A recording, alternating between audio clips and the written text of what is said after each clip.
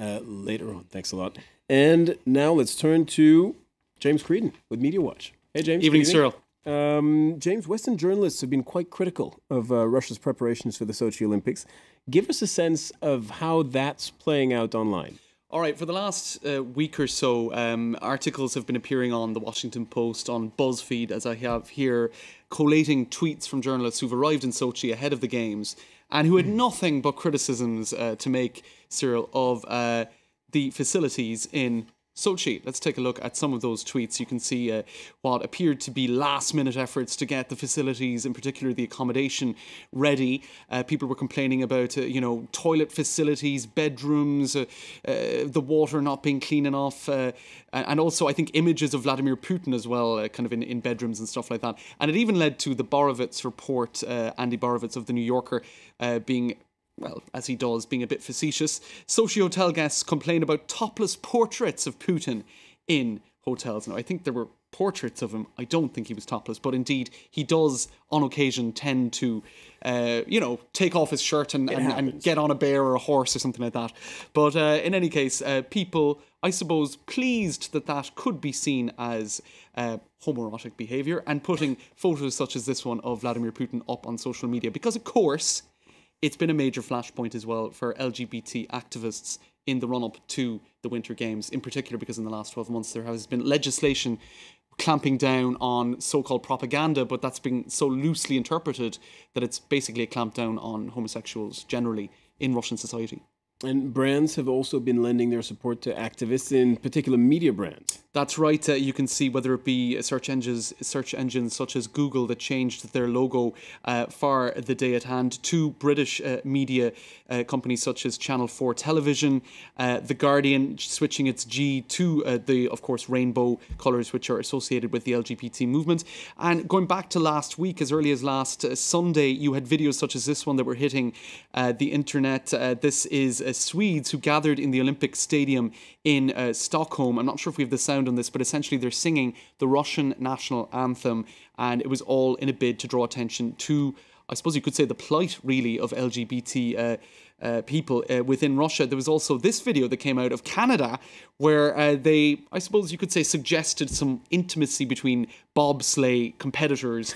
And at the end of that video, I'm not sure how visible that is, but they said the games have always been a little gay.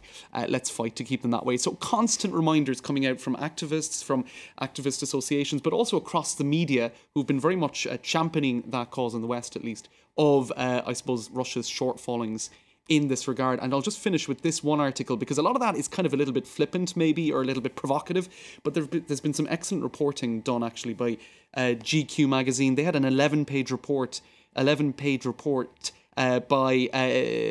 let me find the name of the journalist. It was and it was Jeff Charlotte, and he did a really excellent job meeting LGBT activists within Russia, but also far-right groups who have been going online trying to identify homosexuals and then administer gay bashings, posting the images online, and all essentially with impunity. So really putting the spotlight on what is quite a serious social problem that it appears Putin and the authorities have chosen the LGBT community as scapegoats, the internal enemy. You've shown us some of the provocative videos and logos that are circulating online, but also official team outfits have been creating a stir. That's right, in particular Germany. Now, Germans are known for dressing a little bit more brightly than their Latin counterparts in Europe. They do like, colourful clothing, and certainly They like their yellow, don't they? They like yellow. Actually, if it always comes to mind when I crossed the Rhine from Strasbourg into the town of Kehl, how straight away people were dressed more colourfully in Germany. And here you have the winter uniforms, which look suspiciously like the rainbow flag, and indeed a lot of people were making that remark online. Was it a coincidence or not? You can see that the French were much more sober in their very elegant grey and beige, indeed, very elegant Lacoste outfits, which had a lot of people, even French people, tweeting, such as Pierre Salviac. Was this, were they in mourning ahead of time? But I think it's fair to say that the Norwegians get the gong.